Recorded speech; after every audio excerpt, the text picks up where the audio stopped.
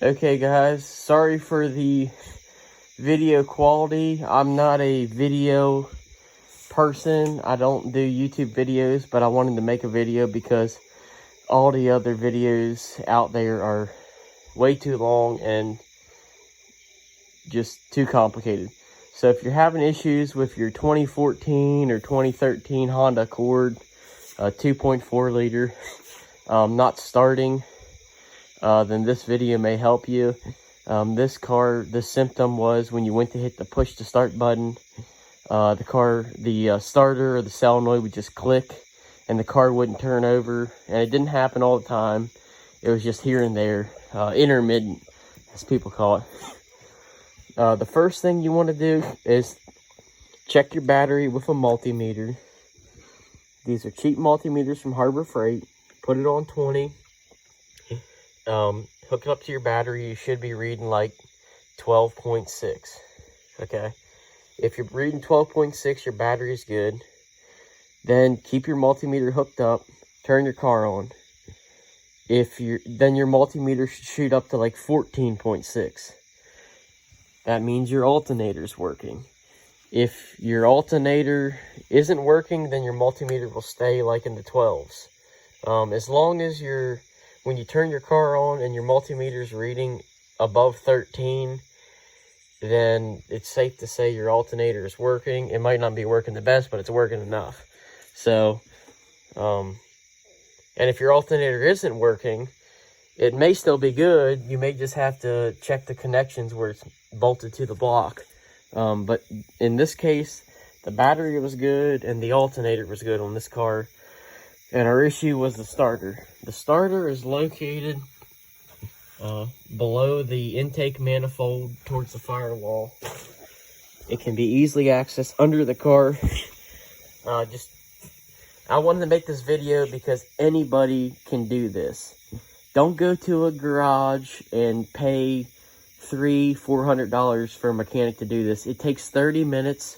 All you need is a ratchet, a jack. I have a jack. You can use a jack stand. I just have a bottle jack here just for safety. Yeah, it's very simple to do. Here's the old starter. This is the starter we took out of the car. 14mm socket on the bottom, 14mm socket on the top. We'll take the nut out. The bolt on the top is a really long bolt, and the head is a 14mm towards the back. I'll show you underneath the car. This job will take you all like 30 minutes. If you really have no idea what you're doing, it might take you an hour, but that's max. So you crawl underneath the car, find where you take your oil out at, your engine oil, and then right above it you have your axle, and then right above that you have your starter. And this is the new starter I put in. I wasn't going to make a video, but all the ones on YouTube are just way too long, so I wanted to make a short one. Here's your starter here, right above your axle. There's your first 14mm bolt right there. And then your second one, put your hand on top of the starter and you just feel up, and it's this one right here. My middle finger's touching it. They're both 14mm. This one here, you can get a 14mm socket and a ratchet on and break loose. This one here, you're going to need a 14mm socket and about a 5-inch extension. So your ratchet head's out here, and then you can break that one loose. Break them loose, back them both out to where both the bolts come out. You got your starter loose. Then you turn your starter. You unhook this wire connection right here.